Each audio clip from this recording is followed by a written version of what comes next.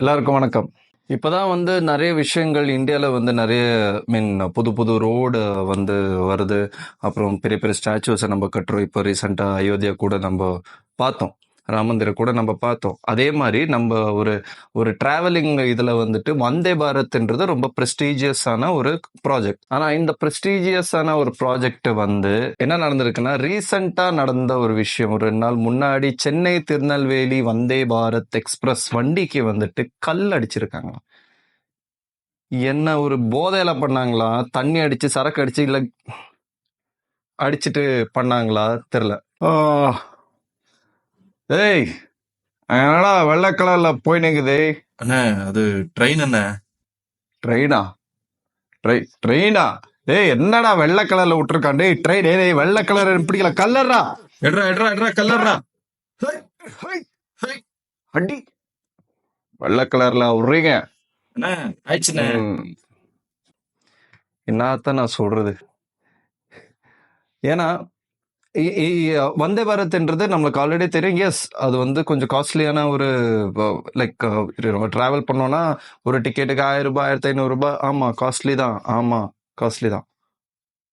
ஆனா இப்போ for example நான் சில வீடியோஸ் டூரிஸ்ட் வெளியிருந்து வர ஃபாரினர்ஸ் எல்லாம் ஸோ இந்த மாதிரி ஒரு கம்ப்யூட்டரை சூஸ் பண்ணும்போது அவங்களுக்கு லைக் தே லிட்டரலி ஃபீல் என்னன்னா, இந்தியா இஸ் டெவலப்பிங் என்ற மாதிரி.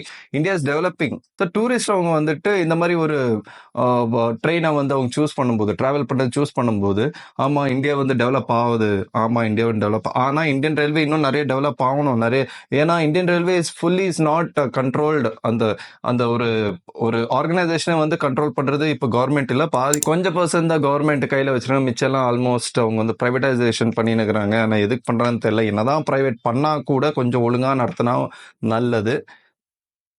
இப்போ ரீசெண்ட் அந்த போர்ட்ஸ் எல்லாம் கொடுத்த மாதிரி அந்த மாதிரி ஆயிடும். ஆனா நம்மளுக்கு வந்தே பாரத் பத்தி கொஞ்சம் இந்த வீடியோல நம்ம பார்க்கலாம். ஸோ வந்தே பாரத் ட்ரெயின் ஒரு மீடியம் டிஸ்டன்ஸுக்கு யூஸ் பண்ற ஒரு express, super fast express train. என்னன்னா கொஞ்சம் கொஞ்சம் சின்ன சின்ன டிஸ்டன்ஸ். ஃபார் எக்ஸாம்பிள் சென்னையிலேருந்து மைசூரா இருக்கட்டும், இல்லை இதே மாதிரி சென்னை திருநெல்வேலி, அந்த மாதிரி சின்ன சின்ன டிஸ்டன்ஸுக்கு லைக் பயன்படுத்துகிற ஒரு super fast medium distance super fast express இது.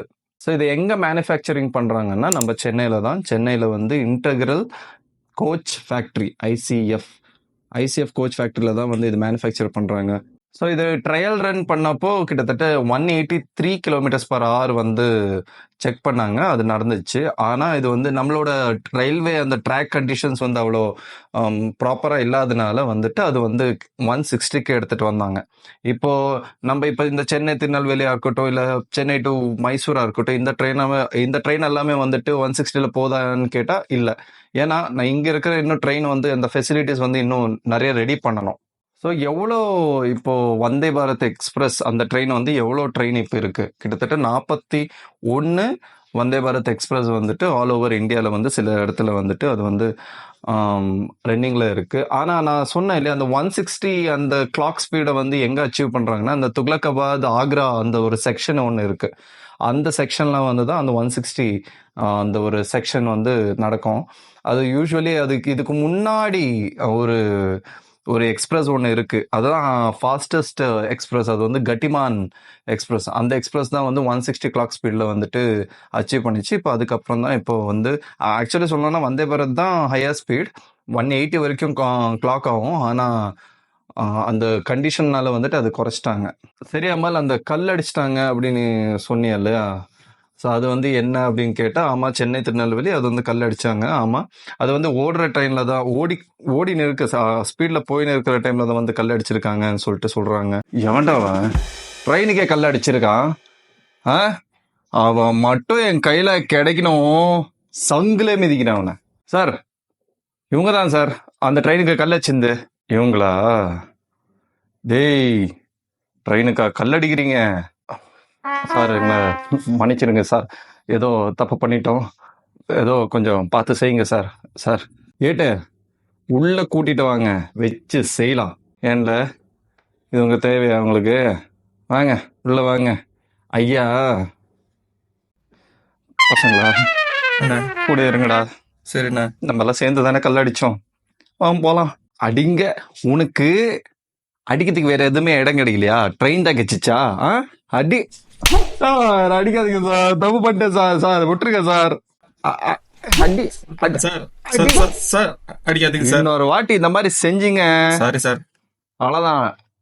ஆனா கிளாஸ் எல்லாம் பிரேக் அவுட் ஆயிருக்கு. அது வந்து வேணா பிக்சர்ஸ் கூட நான் போடுறேன். ப்ளஸ் யாருக்குமே அடிப்படலை. ஸோ சேஃப், எல்லாரும் சேஃபாக தான் இருந்தாங்க. ஆனால் பேனிக் ஆயிட்டாங்க.